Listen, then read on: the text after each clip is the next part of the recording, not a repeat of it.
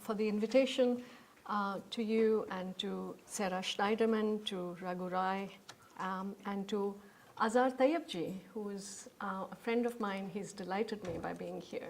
The last thing I was expecting. I was here in 2004, just before my first book came out, so it's been a long time, but the pleasure is the same. Late 1619, a ferocious rogue tiger had been prowling the outskirts of Mathura. On the edge of a dense forest, not far from Agra, the capital of Mughal India, Mathura was a pilgrimage site sacred to the Hindu deities Krishna and his consort Radha.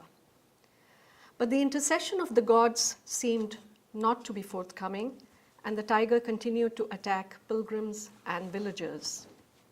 Luckily, the fourth Mughal Emperor Jahangir and Empress Nur Jahan were due to pass through Mathura on their way to Kashmir in the foothills of the Himalayas.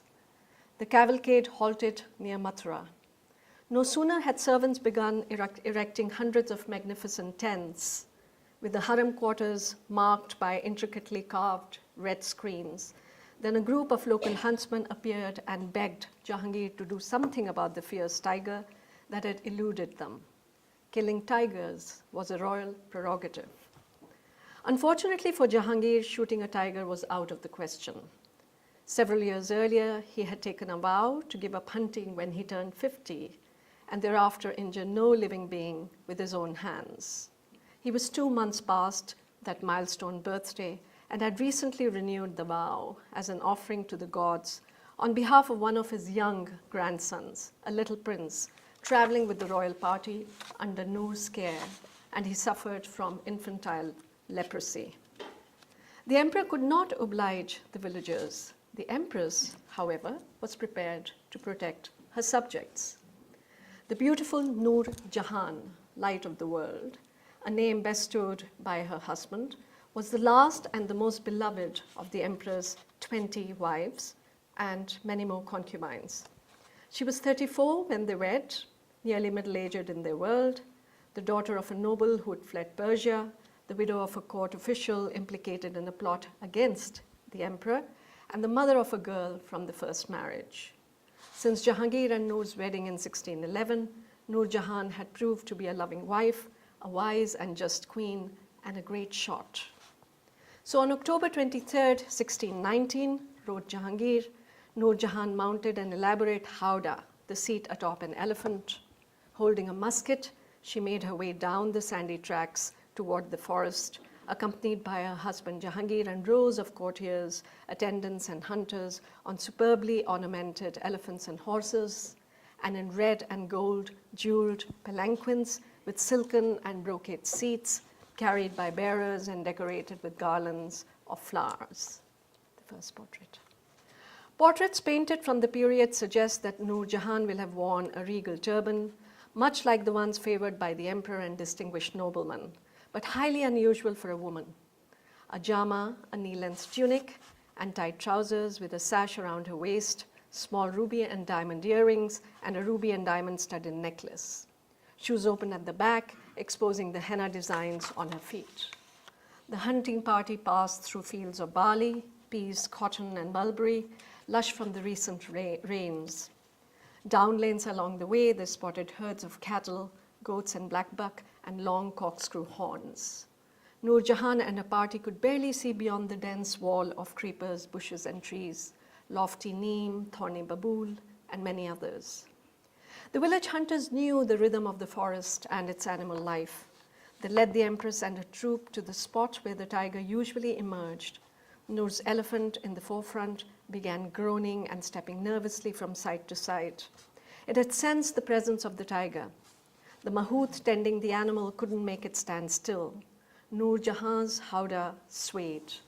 Later, Jahangir would write about that moment in his memoir, the Jahangirnama, a public record of his reign that he kept from the year he ascended the throne in 1605. An elephant is not at ease when it smells a tiger and is continually in movement, and to hit with a gun from a litter is a very difficult matter, he wrote. The tiger appeared from the trees. Nur lifted her musket, aimed between the animal's penetrating eyes and pulled the trigger. One shot was enough. The beast fell to the ground, killed instantly. Nur's shooting skills were already legendary. A few years earlier, she had amazed courtiers by cornering 4 tigers and bagging all of them with only 6 shots. Until now, such shooting was never seen, that from the top of an elephant and inside the howdah, 6 shots should be made and not one miss, so that the 4 beasts found no opportunity to spring or move, Jahangir wrote in his memoir. To honor Nur Jahan's feat, he had proudly scattered hundreds of coins at her feet. A court poet, witness to another such scene 2 years earlier, had recited aloud, "Though Nur Jahan be in form a woman, in the ranks of men, she is a tiger slayer." In the mid-20th century, Ustad Haji Muhammad Sharif, the founder of Mughal miniature painting in Pakistan, a hereditary court painter from the Patiala family of Muslim painters, would restore recast Mughal art, beginning with a series of paintings on the splendid sovereignty of Nur Jahan. Not surprisingly, the learned Sharif drew Mughal brave queen Nur Jahan with her husband King Jahangir after killing tiger with her spear. Now, the hunt was a significant act of arbitration between the ruler and nature. A sovereign was in charge of such mediation, the royal hunt being the first line of defense against the encroachment of a threatening nature. As with their Central Asian Turk and Mongol predecessors, Mughal hunting continued to symbolize imperial dominance over nature. The king showed his ability to tame the wild, identify and mobilize resources, demonstrate administrative and bureaucratic skills, and publicly assert his bravery in the open theater of the hunting grounds. Nur was much more than a tiger slayer. She was something unprecedented in the Mughal Empire, a co-sovereign. Only a generation earlier, Jahangir's father, Akbar the Great, had sequestered queens and princesses behind the harem walls, declaring royal women the veiled ones. But 3 decades after Jahangir's dictate, Nur Jahan was on view in the most male and public of spaces. A new kind of power was on display, and Nur Jahan, a late migrant to the Mughal court, did not marry Jahangir to give birth to imperial sons, as wives and others had been expected to do. In fact, they had no children together, and she had a daughter and he 4 sons. So here's what she did. For more than a decade between 1614 and 27, she ruled Mughal India along with him, effectively and prominently. The Mughals had a reputable history of strong women, which I've charted in my first book, authoritative dowagers, astute aunts, regularly consulted on sovereign and diplomatic matters, an elderly, radical princess memorialist who left for posterity the only Mughal woman's account in prose, subversive, naturally.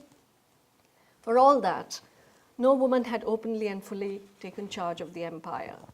The daughter of the most eminent courtier of Jahangir, Nur navigated the landscape of feudal courtly politics and the male-centered culture of the Mughal world to become the first co-ruler of the empire.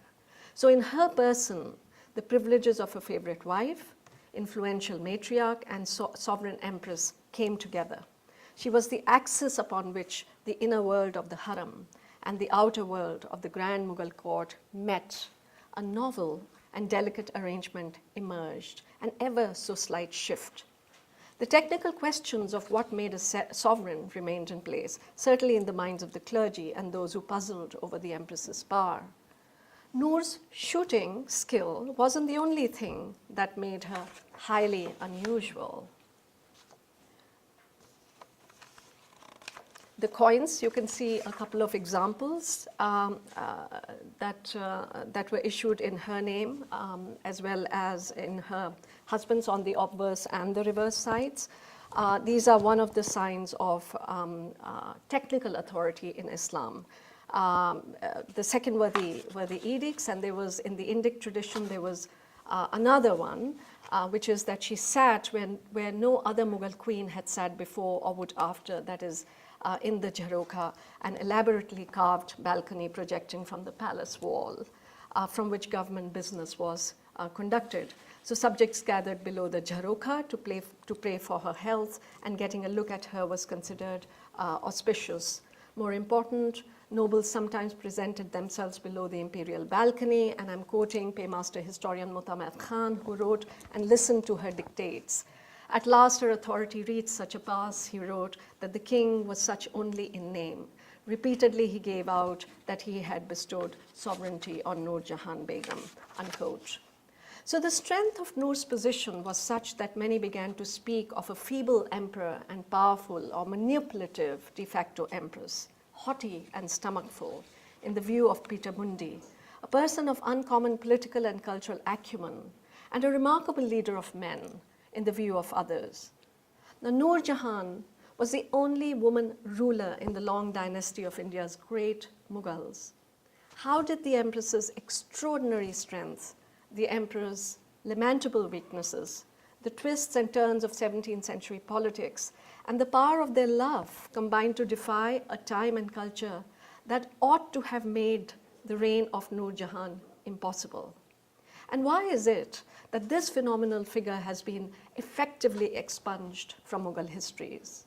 We know her, and yet we don't know her. My work as a feminist historian has focused on two interrelated questions. First, how can I best tell the stories of women and girls which are largely missing from the pre-colonial and colonial history of South Asia? And then, what counts as evidence and therefore as history? One answer to both questions has involved using sources that other historians have ignored. In my first book, Domesticity and Power, I delved into the memoir of the elderly 16th century Mughal princess Gulbadan Banu Begum, the daughter of Babur, the first Mughal king, and the great aunt of Jahangir's father.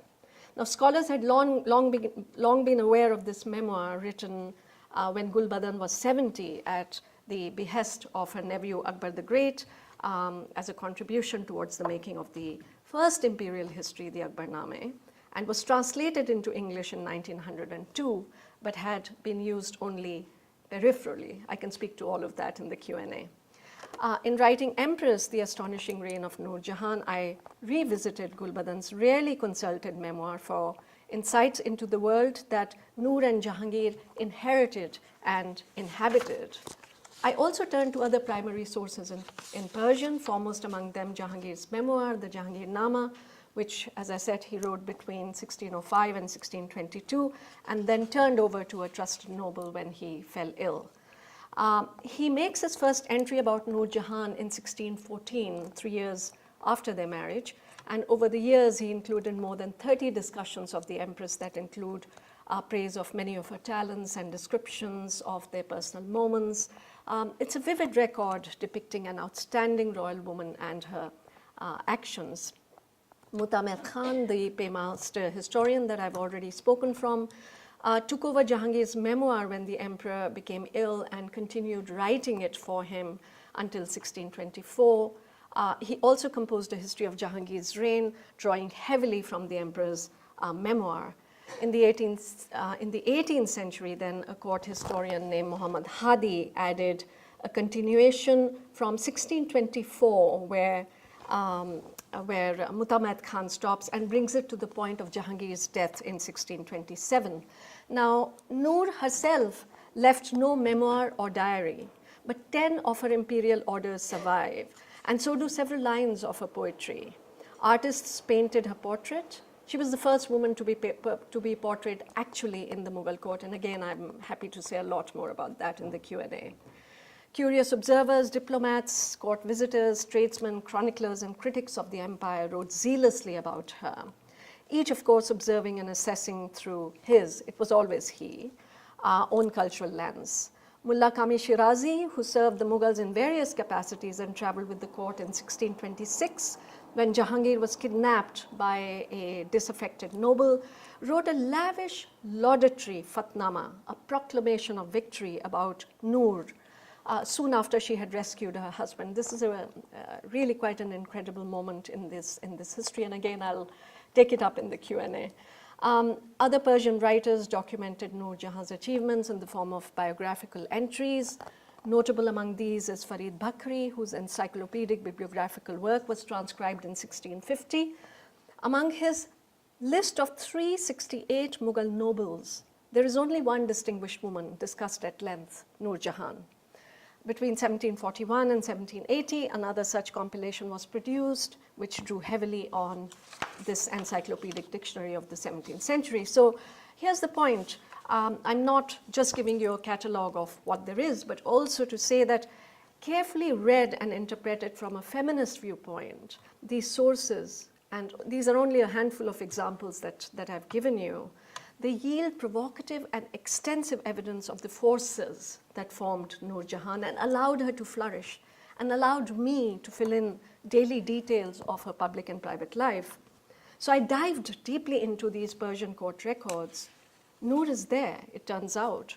All we have to do is to look for her, which sometimes entails peering around the towering figures of men. For example, to tell the story of Nur's parents' migration from Iran to India during the time of Akbar the Great, her father's employment at the court, and Nur's upbringing, I've used a number of Akbari court chronicles and a 3-volume history written in secret by one of Akbar's critics. To recreate the details of her girlhood, I looked into conduct books, guides to child rearing in the Islamic world that was used in the time when she was growing up, materials that I had actually garnered during the course of my writing on the girl child in India in my second book. I also consulted later court histories written after Nur's death in 1645, which often conflated the historical and the legendary. In the 18th century, for instance, Khafi Khan, an agile writer who served the last Grand Mughal, embellished Nur's history, shaping the most magical legends of Nur's birth and death. It was he who first published the story of the infant Nur's abandonment by her parents outside Kandahar. He also sketches an intense rivalry between Nur and another of Jahangir's wife, complete with detailed scenes worthy of real housewives of the harem. So did these things really happen? I can't say for certain. For a feminist historian, the most useful thing about legends is what they reveal about the cultural and political forces that make them necessary or influenced their details. Though not entirely factual, these legends and others are fact adjacent. They tell us about what the public believed, what persisted, what people thought about the role and character of women. At the very least, they tell us about what a man writing in 18th century India thought about a remarkable 17th century woman. As feminist scholars have been asked, how are you going to write such and such history? There are no sources for it. As I embarked on a research for a D.Phil in Oxford, which became my first book on Nur's forerunners, a senior male colleague put that question to me. While writing my second book on the figure of the girl child in India, I was asked the same question again, even though my first book had come to be seen as especially important because I had in fact interrupted the imagined fixity of the Mughal archive. The question of the archive continues to bedevil us, even in exploring as public a figure as Nur Jahan, albeit with a bit more nuance. Best captured in this question of a distinguished scholar who said to me, but doesn't Nur appear only in representation? And who doesn't? What is not representation? I asked.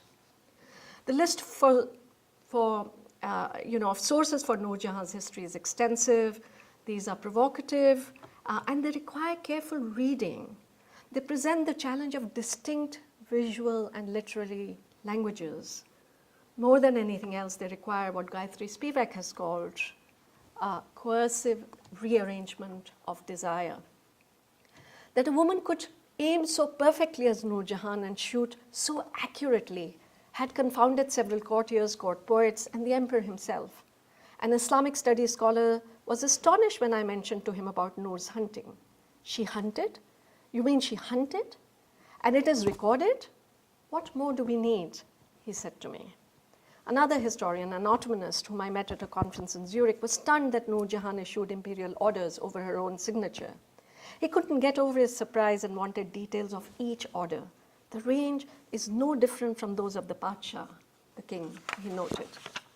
So our inherited privileges and prejudices, class, social and cultural capital, education, what have you, have conditioned and restricted our imagination, not to say our ways of knowing and being. What we need is an interruption of the certainty of these privileged ways of seeing, apprehending, and believing. For unusual figures and histories, even when the evidence is before us, a common visceral reaction is disbelief. Such a position is arrogant and paradoxical. Our writing, our living with figures that we carry to our teaching in the humanities must have a way to expand our imagination without replacing it with something already known. And yet, this is the demanding, slow work with uncertain outcomes, work that requires looking where we don't habitually look, or as Adrienne Rich said almost 4 decades ago in the context of probing feminine cultures, and I'm quoting her, to question everything, to remember what it is that has been forbidden even to mention, to look afresh at and then to describe for ourselves the frescoes of the Ice Age, the nudes of the high art, the Minoan seals and figurines, the moon landscape embossed with booted print of a male foot. To do this kind of work takes a capacity for constant active presence, a naturalist's attention to minute phenomena, for reading between the lines, watching closely for symbolic arrangements, decoding different and complex messages left to us by women of the past. So let me turn to these complex messages of the past and chart for you something of my own journey in thinking the historiographical suppression of a woman sovereign. There is a whole genealogy here in thinking about erasure and suppression as far as historians, history's custodians are concerned. These include, it's a really very long genealogy, but I'm going to temper this down, but let me just mention this. And again, as I said, I'd be very happy to take this in the Q&A. There are certain kinds of writings that came to us from European observers of Nur Jahan, the English ambassador Thomas Roe, Dutchman Van den Broek, De Leijt, Francisco Pelzert, frugal Calvinists, representatives of the Dutch East India Company, mainly interested in trading rights, and before them Pietro della Valle, an Italian adventurer who was a new kind of pilgrim and who wrote about nature and recorded history using a style of writing that was often seen in religious texts. I'm saying this because there is a certain kind of legend of Nur that thrives in these accounts, and again so in the fabulous 18th century accounts of Alexander Dow, a French sailor, French philosopher and doctor Francois Bernier, Nicolai Manucci, Italian resident observer during the time of the last Grand Mughal. The sense of history in the 18th century, particularly with Bernier and Manucci, is that of the comprehensive accounts, which means the studies on the idea of the domestic or the harem moved from the wings or the periphery to the center stage of their histories, because these are meant to be comprehensive histories. And it is the most exaggerated accounts, not that all accounts are exaggerated in these histories, but it's the most exaggerated extracts from these texts that come to be cited over and over again in the later colonial histories of the 19th and 20th centuries, and classified as authoritative statements. We know that history pretty well. We also know that at some point in the 19th century, a consensus emerges about a standard British history of India, and thus Nur Jahan, a classic Oriental queen, is represented as ruling because of the weaknesses and debauchery of the emperor and because of the lamentably debased culture of the Mughals and so on and so forth. In the aftermath of the Indian independence, nationalist writings begin to claim Nur as a woman worthy who stepped up to perform the duties of Jahangir in his place. Now here a little shift takes place. The empire is explained in terms that are far removed from the suggestion of an Oriental despotism, but Nur Jahan comes into view as a model honorable queen, but she remains severely restricted in the generic histories of Jahangir. And then the 1960s and 70s, we begin to have some claim about writing biographies, trying to put Nur on par with figures such as Queen Elizabeth or Indira Gandhi. These are not my assertions, these are assertions of these biographers. 1993, one book comes out on Nur Jahan, a sympathetic biography, but there is a caricatured representation of her power, and let me just cite this little explanation. The enjoyment of the palace was enhanced by the frequent use of drugs and alcohol. Intemperance was the Mughal family's main affliction, and despite public abjurations and the clear ban on use of liquor by Islam, it remained not only a private curse but a public habit. Jahangir's harem was from all accounts a rowdy and exuberant place to live, and Nur Jahan's fulsome charisma played out profitably against its many walls, and so on. So I wrote my first book against some of these kinds of claims. We are now being told the problem is one of representation. The genealogy of not knowing what to do with feminine figures is a fascinating one. Courtiers, painters, outside observers, as I've been saying, wrote non-stop about her. Classifying her as a woman in a man's clothes was one way of consoling conservative patriarchy. She was unusual, a woman leader who stayed womanly, handsome, aesthetically accomplished, as well as innovative and worldly wise. So what to do with this kind of figure was the question of her time and later on. The result was that she came to be trapped in legend. And the legends essentially wrote about the love story between Nur and Jahangir. But what was the problem with that love story? Even in love, she remains an abstraction whom we can barely feel. All we get is the bare outline of a life, no palpable sense of a living person, of her anger, her playfulness, her deep investment in the life of the empire, the very human, vulnerable way in which she fought to build and preserve her husband's and her own sovereign rights. So I'm suggesting that we consider the small things in history that interrupt the grand narrative and point to unforgettable conjunctures, spaces, points of view, who holds what in a portrait. The very insertion of the name signature Nur Jahan Pacha Begum in her imperial orders, which I'll just speak about. The one line that she leaves endorsing the fact that she constructed the trend-setting sarai outside Jalandhar. How to perceive, how to read objects within certain frames, the visual, the temporal, or the contextual. How to pay attention to the details of contingency, how an order survives, or an image, or a broken part of a longer statement. So with this in mind, let me just quickly consider her first imperial order issued in 1617. This involved the case of her treasurer, a man named Baruman, who was due to get some money kept in the bonds. The bonds were the custody of a man who was in the service of a Raja of Bikaner in Rajasthan. Now, Baruman was not getting his dues. The Empress directed the Raja to ensure that the payment was to be made immediately. Here's what the order is in translation.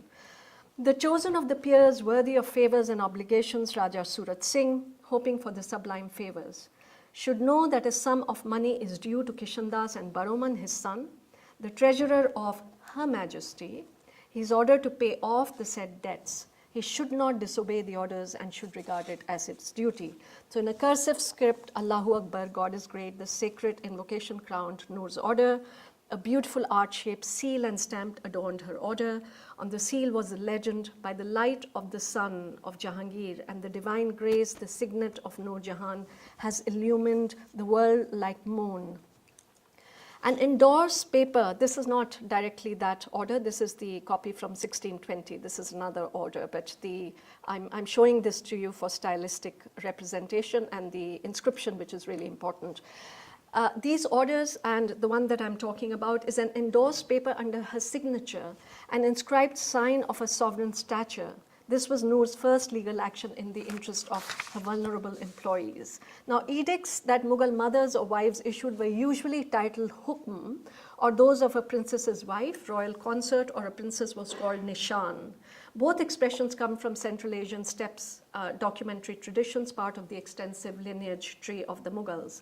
In a unique blend, Nur denoted her orders as nishan in the body of her text, and the ornamental signature on the top called it hukm, We imagine her beholding the scribe as he imprinted her first legal document, matriarchal as well as that of a royal consort and or of a princess with a dynastic background. So in this act of mixing, she created a new third space. Its creation, a technical proof of a reign to which the most diehard jurists and historians would bow, a new form of power, a new experience of sovereignty. And she issues, we have about 10 of these that have come down to us, mostly in the Bikaner archives. And the ones that I've been able to see date from 1622 to 27, the years when she was at the height of her power. Now, through these official records, she spoke eloquently to her unique standing. Hidden in this language of her signature is another story. It diverges something of Nur's thinking and those of the imperial scribes who wrote out the orders about what it meant to be an empress, the shorthand I use throughout this paper and my book. What was the appropriate designation for a female ruler in the early 17th century, ubiquitously male world? A royal designation was not just a small word, an honorific. It folded in it a concept, what it meant to be a female sovereign. A seal affixed to the right side of the invocation, and the imperial signature on top of her orders carries this inscription: Nur Jahan Padshah Begum. Padshah, sovereign or monarch, the same term that was being used for Jahangir's name. And Begum, an honorific for women of the elites. I was going to speak a little bit about the Jalandhar caravanserai, but I think in the interest of time, I'm just going to move on to another image that I want to read very, very closely and think with you about the small things of history. Next image, please. Let me turn to this portrait, Nur Jahan holding a portrait of Emperor Jahangir from 1627, the crowning glory of the recent bequest acquired by the Cleveland Museum of Art. She stands strong against a forest green background, holding a portrait bust of Emperor Jahangir. Her tunic is prized diaphanous muslin that she wears over stylish striped pants. Dark sandalwood paste scents the armpits, and tendrils of waving hair fall loose down her back. Due to its composition and style, an art critic has attributed this painting to the brilliant Bishan Das, but the attribution is not yet fully established. The painting is prepared in opaque watercolor and gold on paper. This illustration follows a long-standing literary and painterly tradition in the Indo-Persian world. Woman looks at a mirror, seeing her own image, or she looks at an image of another woman. Collections exemplify a literary trope with a figure, often a prince, king, or princess, observing a portrait of someone else or of themselves. In an image held at the Musée Guimet in Paris, next one, Jahangir holds a portrait of his father, Akbar the Great. It is drawn by artists Hashim and Abul Hassan, the later honored as the Wonder of the Age by Jahangir, who drew the first painting I showed you, Nur Jahan loading a musket. The same man who drew this unusual portrait, which is held in Rampur Raza Library. Now, Glenn Lowry suggests that the Musée Guimet painting was completed around 1614.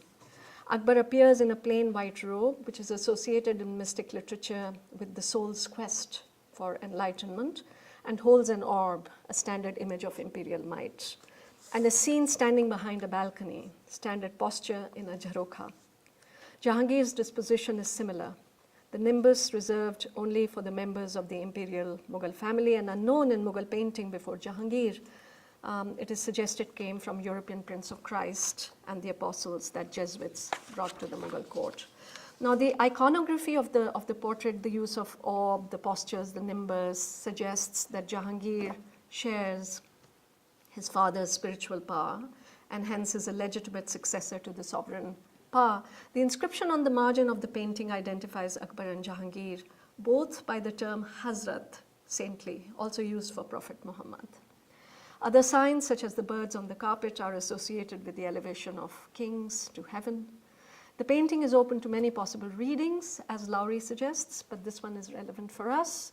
And without going too much into the detail, it will suffice to say that when Akbar was towards the last years of his life, he was not very enthusiastic about Jahangir's succession to the throne. Jahangir, as prince, had rebelled against his father, and if Akbar had a preference for anybody to succeed him, it was in fact Jahangir's son Khusro. Suggests that, and I'm quoting Lowry, the conflict that marred the last years of Jahangir's relationship with Akbar had been resolved by presenting the emperor as an admiring and worshipful son. With Jahangir holding the emperor Akbar's portrait in mind, let's now turn to Nur holding Jahangir's image. Look at this small thing. She not only holds the emperor's image, she looks intimately at it. One of the most powerful invocations of observing an image, reflection of the self as the viewer gazes, comes from the well-known allegory Khusro wa Shirin, incorporated in Nizami's 12th century work. The painter, Shapur, highly skilled at life-like presentations, tells the hero Khusro about the beautiful Shirin. Khusro was told by his grandfather that he would meet a beloved of great sweetness. And so Khusro asked Shapur to find Shirin, but he must do so with his own, that is Khusro's portrait. Shapur, disguised as a monk, goes to Armenia to find Shirin. He finds out from a priest where she and her attendants spend time. Early morning, he goes to that meadow, paints a portrait of Khusro, and suspends it on a branch of tree. Shirin and her companions arrive. Her eyes fall on the portrait. The women bring the portrait to her, and looking at it, she becomes absorbed, quote, in rapt contemplation, unquote. She embraces it as if it were alive. Thinking that the portrait was the work of demonic creatures, the women take it away from her. The next day, Shapur makes a second painting exactly like the first one. When Shirin sees it, she gets overwhelmed, unable to speak. The women destroy the painting again, burn root to dispel the evil spirits, and move to New Meadow. And so Shapur embarks on a third one exactly like the first two. And now I'm quoting Nizami, who's writing about this allegory. In the mirror, Aina, she saw, that is Shirin saw her reflection, and she was seized by it. She fainted, unquote. The intensity of Shirin's emotion is captured once again in Nizami's own emphasis that the portrait she held, quote, contained her own reflection, unquote. Nur and Jahangir were linked in name. Nur, meaning light. Jahangir, upon accession in 1605, had named himself Nuruddin, the light of faith. In 1611, at the time of their wedding, he honored his last wife, Mihirun Nisa, son of women at the time so called, and called her Nur Mahal, light of the palace. He went further in 1616 and announced and recorded so in his memoir, although he was already calling her Nur Jahan, that everyone was to address her as Nur Jahan, light of the world, the name by which we remember her. Now, light is not just a metaphor. The intermingling of imperial and sacred aspects of the sovereign's role, in which the most lofty ambition of a ruler was to be legitimized as the monarch of two worlds, the visible and the spiritual, was very much part of Mughal kingship. In the person of the emperor rested divine harmony and order. The idea of divine light was borrowed from Persian Neoplatonic philosophy that argued that all life was given existence by the constant blinding illumination of the light of lights, or God. The emperor and the empress were such a couple. Following on the inheritance of this illuminist theory of sovereignty, in which the monarch was the shadow of God, Nur, or light, was now used to give a different twist to the dissemination of new imperial vision by Nur and Jahangir. Coins with stellar associations of fortune and light came to be called Nur Shahi, Nur Sultani, Nur Daulat, Nur Mihir, Nur Jahani, that is light of sovereignty, light of kingship, light of court, light of sun, light of the world. Light, light, light. Restored by the Emperor Jahangir, the beautiful palace garden of Hari Parbat in Kashmir came to be called as Nur Afsa, light enhancer. And Nur Jahan's exemplary garden in Agra, Nur Afshabag, light scattering garden. Who else but Jahangir's beloved co-ruler would hold his portrait? Love and light, shared sovereignty was the link. Just as Jahangir was celebrated holding his father's image, father to son, ruler to ruler, So was he shown again, only this time alongside his co-ruler, his beloved Empress. The splendor of such works of art lies precisely in the potential of telling many stories from many points of view. In Nur Jahan holding a portrait of Emperor Jahangir, the painter, through his unique skills in portraiture, seems to meditate on Nur Jahan's unique achievements. The portrait may be even seen as a visual mark of the imperial couple in conversation with each other about their beloved Mughal India. There could even be an argument about whose Mughal world it was. The portrait is one more stop, one small thing in a journey of reflection on the unique figure and history of Nur Jahan. Thank you. More about the specifics of what allowed Nur Jahan to flourish during that time, and whether, I mean, you hinted at this, whether it was exceptional, and whether, or maybe it was very much within the historical context. Mm-hmm. Do you want to pair questions, or should I? Is there any other question right now? So 1, 2, let's do 2. Sorry, the topic is small things, so I think I have a very small thing to ask. Please do. One of the things is, like, when we are comparing these portraits, I remember you saying we don't know the painter of the Nur Jahan's portrait yet, for sure, right? One thing I also noticed is, like, why are these people, like, why is Jahangir and Akbar having that halo in this image? And, like, I don't know, that, you said they should be, they're like, the inscription says they're like a prophet here. So is that the reason? And then I see that they're missing in the other portrait. One thing, and the other very small thing is, like, as soon as I saw the Nur Jahan's image, actually it immediately reminded me of Karwa Chauth. I don't know why. So I'm wondering, which image? This image? Nur Jahan seeing Jahangir. So yeah, it just came to my mind. I don't know how relevant it is to that, or what Karwa Chauth has to do with this. Okay.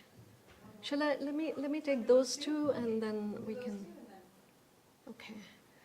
So, so I get asked this question always. I think your question is, how did Nur Jahan happen back then and in India? It's a question of the book. It's also my political viewpoint here, and I can say a lot about this, but I'll try and keep my answer to some points, brief points. There is, one of the things I felt quite a lot for a long time now, there are two extremities of representation as far as Indian women are concerned, right? On the one hand, you have the newly emerging raped figure, the rape capital of the world, that is India, and on the other hand, you have this spiritual, submissive, subdued, beautiful, sari-clad Indian women. And as a historian of India, neither of those, represent anything to do with India in some ways. Nur Jahan is an extraordinary figure. She is exceptional in that one of the things that this book allowed me to do was to, of course, chart out the historical context, some of the things that I've been sharing with you, the question of archive that has been very central to my engagements. But also really, are there any ways in which we can begin to think about the inner life of a figure like that? Okay, and I'm not trying to rescue an inner life, but really just simply probe what are the possibilities of this inner life. So with that said, the Nishan that I was discussing is a very good example of how the possibility of engagement might have happened. After all, somebody has to think what imperial signature must be inscribed to that, right? There is a thing like that. Then she has a signature caravanserai in Jalandhar. Mughal women had forever participated in fabulous architecture. It is for the first time outside the gate of the Jalandhar Sarai that you hear an inscription that says this sarai was constructed by Nur Jahan Begum. So there is an extraordinary what's the word, engagement with the tradition of namelessness that is happening here. Virtually on everything, the name, the signature, the mark somehow is inserted. The construction of her father's and mother's tomb, across from the Taj Mahal becomes really the model for the Taj Mahal, because architecturally it's the first transition. She makes that building in marble. And it's earlier, before then, most buildings were in red sandstone. But more than that, what is it about India? It's the India that I'm charting, and the India that existed and the India that exists is a plural India, right? It's multilingual, it's inheritance. The sharp boundaries that we think today of Shia and Sunni. I mean, they came from Iran, but we don't know whether, yes, they were culturally Shia, but we don't know more than that, right? She marries a Sunni emperor who's himself the son of a Sunni father and a Hindu Rajput mother, right? So that's the India we are charting. That is the India that is under threat, right? Mughal history is getting wiped out from school textbooks. And it is essentially because there is this attempt to homogenize, right? So this, Nur Jahan is, I would say, just one example of this kind of extraordinary possibility. She's a potential for us, right? And even if she was just the one example, right, that example would be really quite important for me. Right? I mean, that is really the ground of feminist history. So it is not just something that's got lost, she was just one. It's a potential in a figure. What is possible by that figure, but also what is possible within that society, right? A great sort of model in a way. I should clarify, small things of history is not little things of history. Small things of history is an archival proposition. It is essentially a statement about what gets lost in, to go back to the... that archaeological documents, I enjoy following that, I would like to say. The Pakistanis were very proud of, that like that, and also archaeologists. On the other hand, that Nur Jahan's grave, that it was also that located in Lahore, but it was also hidden from the public gaze, from public kind of sight and everything. And it was almost, that like hidden in a forest and jungle, So could you kindly keep that kind of interpretation or maybe food for thought for your future research? Thank you.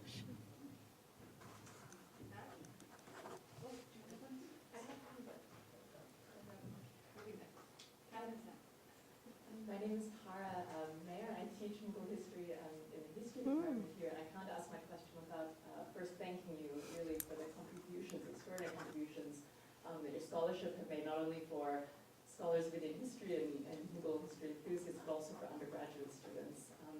But my question is, I think one of the most sort of convincing ideas that has come out from the work, or the sort of combination of history and art history from the Mughal period, is this idea that artistic production, architectural production, aesthetics are not in any way sort of peripheral to statecraft, state building, political communication, and we view artistic production in that way. And something that I often talk about with my students is that these forms of artistic production don't only reflect existing realities, they were used to actually construct and communicate certain forms of power, etc. So I'm wondering, in that light, if you could just say a word or two about the circulation of pieces like this, the audience for them, who would have viewed these, and who were they intended for? Were they produced in singular form? Were they ever duplicated and circulated? And sort of, so what was the audience, and in any way, how did that contribute to the motivation behind them? Right. Can I add one more? Kathleen? This will be those three, and then Okay. Also like to thank you so much for a fantastic and rich paper. I was really struck by the painting that you described as this lamentable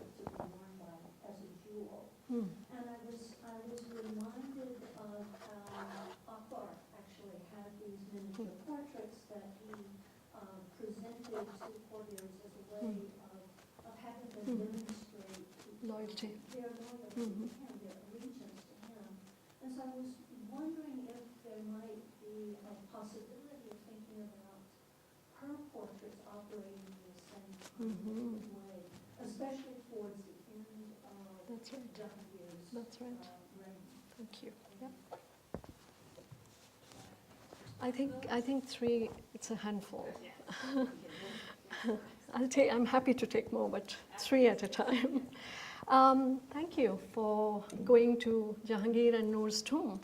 Actually, I've been too, and I wish I could have gone now, but the current political landscape doesn't make it very easy. I just want to say something very quickly about Jahangir's tomb, which Nur Jahan commissioned after he passed away, and she designed it.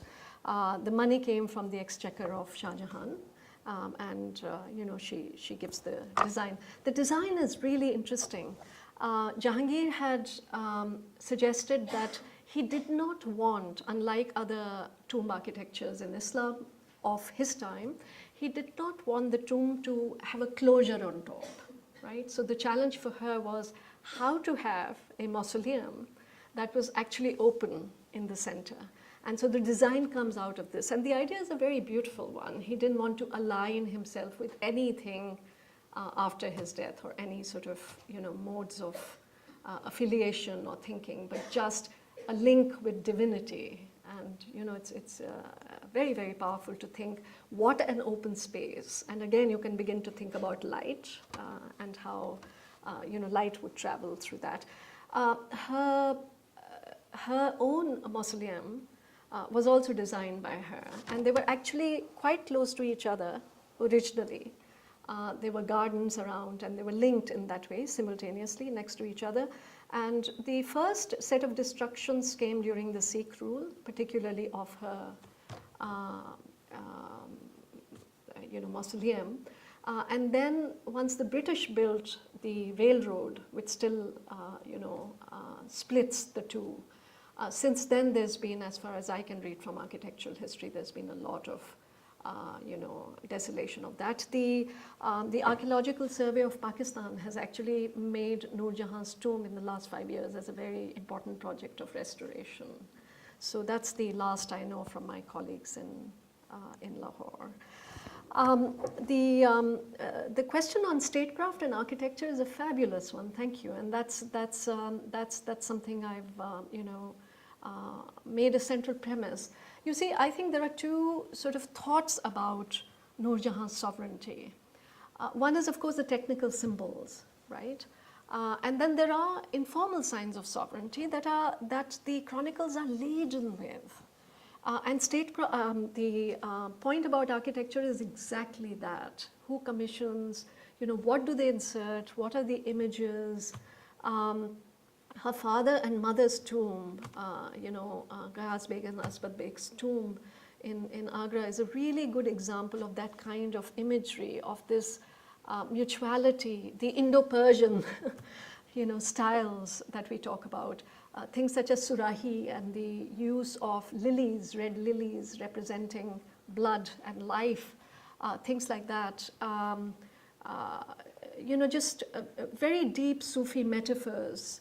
How all of these, and I believe these are brought to indicate, to use my own term from this vantage point, kind of pluralistic notions to rule and sovereignty. So there's lots of these. The Caravanserai in Jalandhar is really quite fantastic. This is not an insignificant space. This is a space of international trade, right? So if you go into dimensions, and if you see one estimate, Wayne Begley had an estimate that it could house up to 2,000 travelers every night, and that many horses also. So that's a lot of exchange that's taking place, and the word is getting around, and so on and so forth. So statecraft and architecture are very deeply linked. I think the more important question that you had here was about the circulation of images.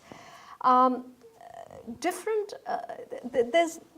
one of the things is that a lot of these images were for household consumption. So a lot of the images were actually as far as we know from the Akbarnama and so on and so forth, but also later periods, a lot of the paintings were actually kept in the haram by women.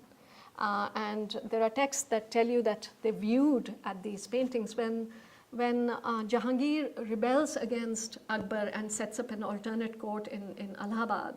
He takes actually some of these paintings and some painters with him, and then there's a lot of incredible experimentation that goes on, including the production of Mirat al-Larus, the Mirat al-Quds, which is the life story of Jesus that is brought out there. So a whole range of things take place.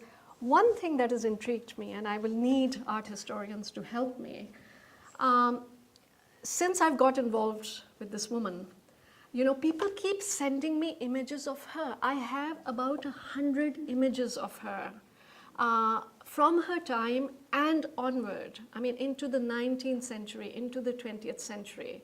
There are reproductions. For instance, there is an image at the Smithsonian in which Nur Jahan and Jahangir, she in fact hosts Khurram when he comes back from his major victory in the Deccan, in the south. And that painting, I have 25 iterations of that painting already. So there is a whole history. I cannot answer your question just now, but I think there may be something to it in that reproduction. We don't know. I think there's a whole pictorial story that's going on. And there are other images. I just gave you an example of one. Nur Jahan holding the musket has been reproduced any number of times later on, and other paintings. So that's not an answer, but I'm as intrigued as you are about that question. And the jewel, the portrait to be worn as a jewel, yes, absolutely. And Jahangir distributes this any number of times to be inserted in his turban. And this may well be, again, we don't know how many, but this is the one I found right towards the end. It's in Harvard. I have another story to tell you on this, and which is a classic sort of, male story, male historical story, which is, this happens only in representation. So the Harvard Museum, I'm going to put it out in public. It gives me the permission to reproduce this in my book. The description is Nur Jahan Begum, a portrait, etc. They write to me 10 days later on saying, actually, we are a little uncertain. Don't say such and such date. Just say 17th century, okay? A few days later, I get another email saying, we've had further conversation. We actually don't know whether this is in fact Nur Jahan. And I say, what the hell? I mean, just look at, let's go back to this image.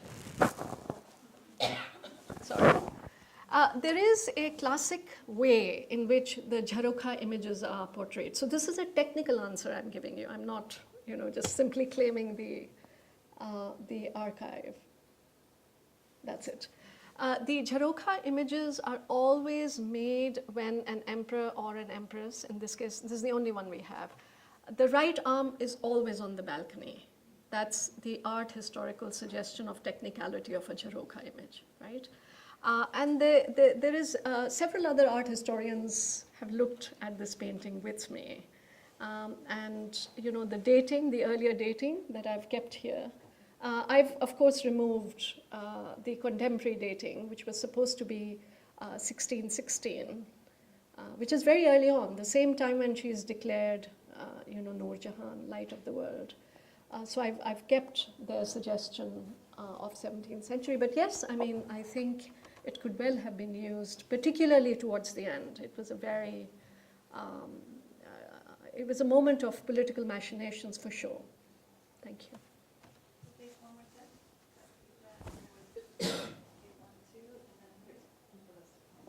Thank you very much for a fantastic talk, as usual, like your work. I was just going to ask you, can you stretch a little bit about the concept of gardens, and particularly the gardens where Nur Jahan was involved, Shalimar Garden and others in Kashmir. And I'm going to be very selfish from my own work perspective. I just was wondering if you could stretch a little bit going beyond Nur Jahan, because the Mughal gardens are going to become a really important part of representation of Kashmir in the anybody who traveled to Kashmir from from Europe or Bernie and talk about Bernie and others. And so, what is the continuity within that? What some have called British Garden imperialism, and moreover in terms of hunting. So, was Nur Jahan the exception, or were there other female hunting, in the imperial realm? Because this is again a big continuity in terms of imperial dominance of nature. Yeah. So hunting becomes very, very important part, particularly in the Kashmir region, whenever the British are coming, they're going to conquer the nature. So I'm interested in that continuity part, and as well as Nur Jahan. Sure. Thank you. You put your hand up yet?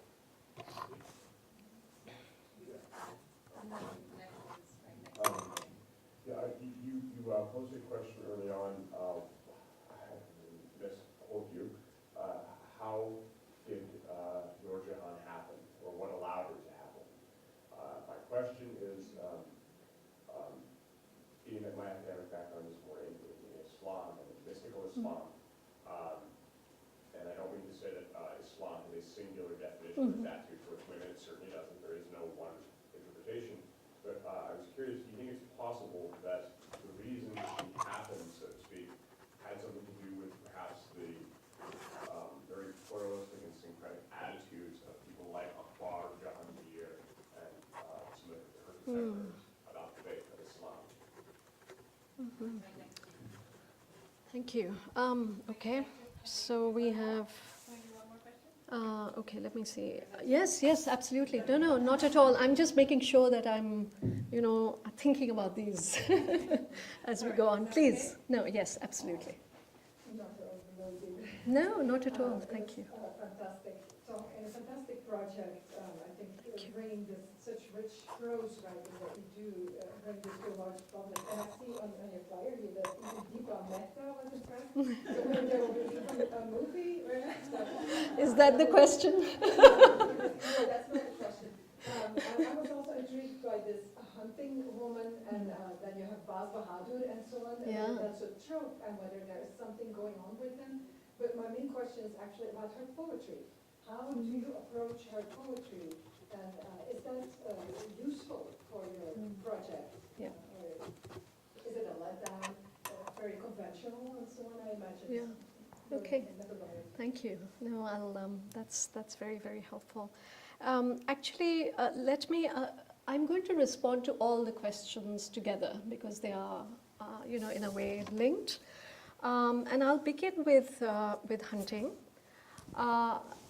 Royal women of the context, royal and aristocratic women, actually, of the, in the Ottoman world or in the Safavid world or in the Mughal world, hunting was part of cultivation of the self for women. The way in which we know about their hunting activities is essentially in moments of pleasure. The copious record on Nur Jahan, especially in the interest of saving her subjects, is a pretty phenomenal record. In addition to that,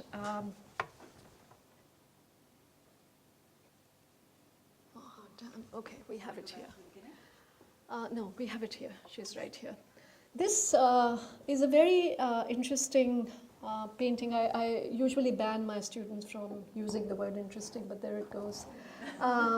This is painted by Abul Hasan Nadiruz-Zaman, the court painter laureate.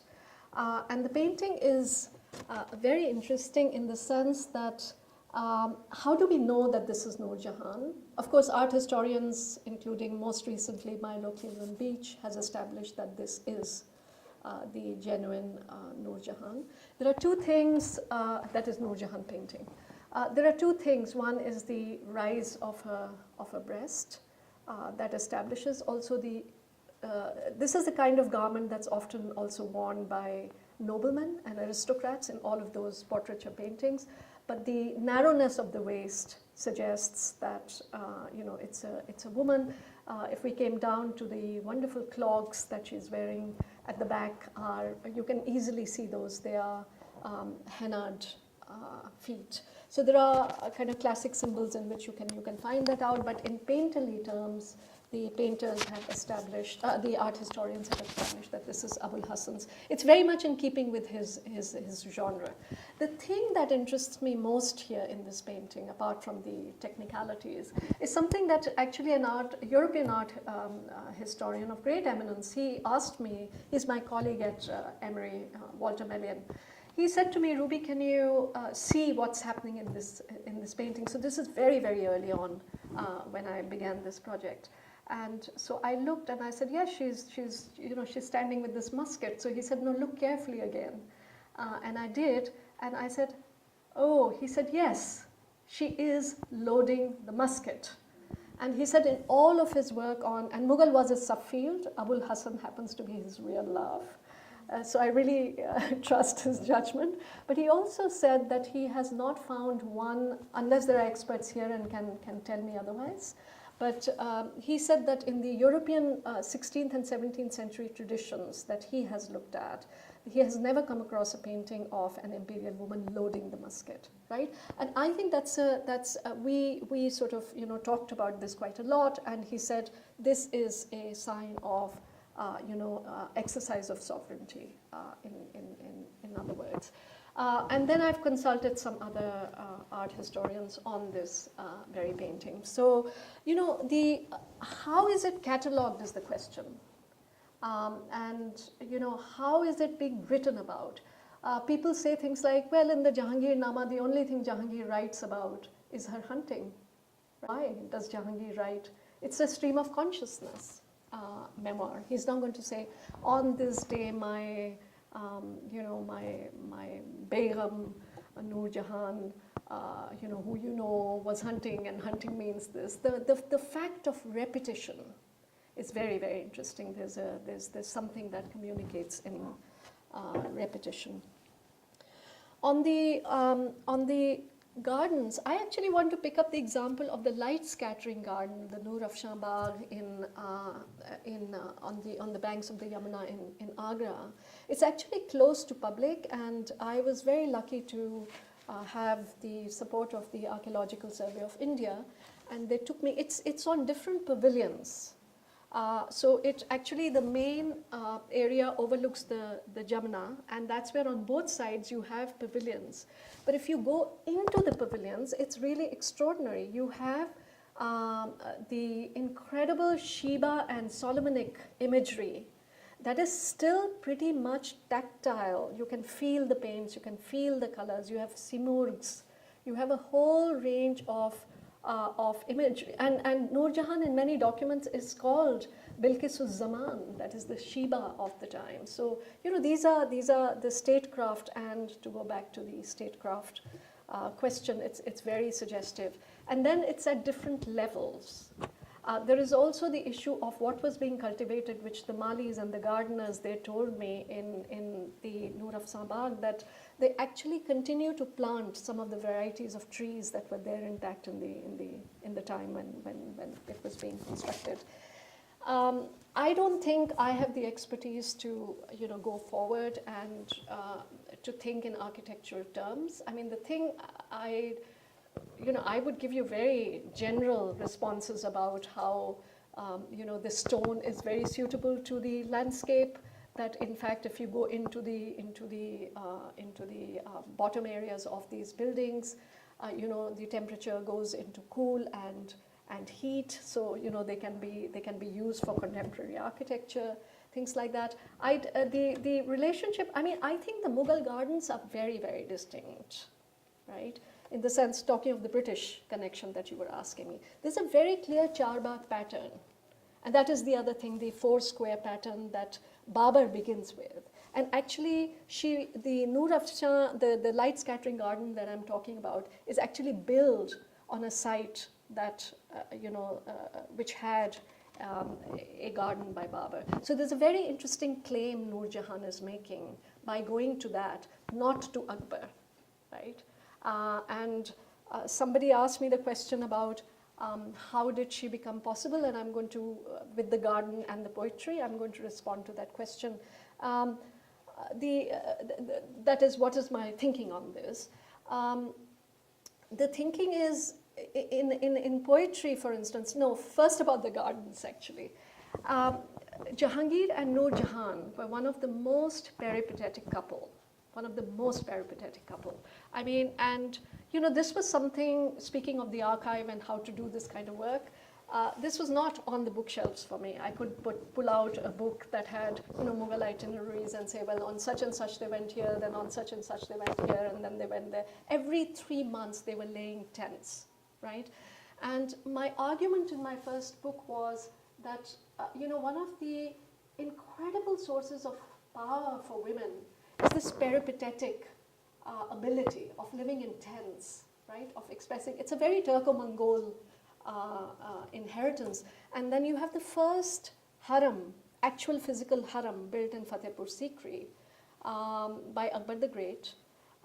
And women are called for the first time in Mughal history Pardegyan, that is the veiled ones, right?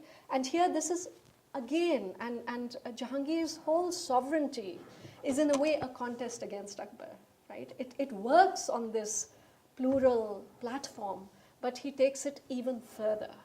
And I think gardens, painting, these are incredible statements about what state power can be. And poetry is definitely, I don't know who asked me the question about poetry, but poetry is really pretty phenomenal. I'll give you one example. Most of Nur Jahan's poetry is collected in 18th century collections that Sunil Sharma has put together. And there is a poem that I've always been taken by. It's called, in translation, it's called 72 Creeds, so going to the Islamic thought, which is, it's actually an argument against the many folds of contentions in Islam, which are metaphorically called 72 Creeds, right? And she refers to that again, and she talks about love. So there are very sophistic notions here in her thinking. And yes, if plural is the world, then that's what I'm talking about, right? That's absolutely, what I'm saying. I mean, this is against monolithic attributes of any kind. It's much more. These are the hesitations. These are the fluidities that I think the state is never happy with, and I think we need to sort of bring it back to center stage of our lives. Thank you. Thank you so much. Thank you.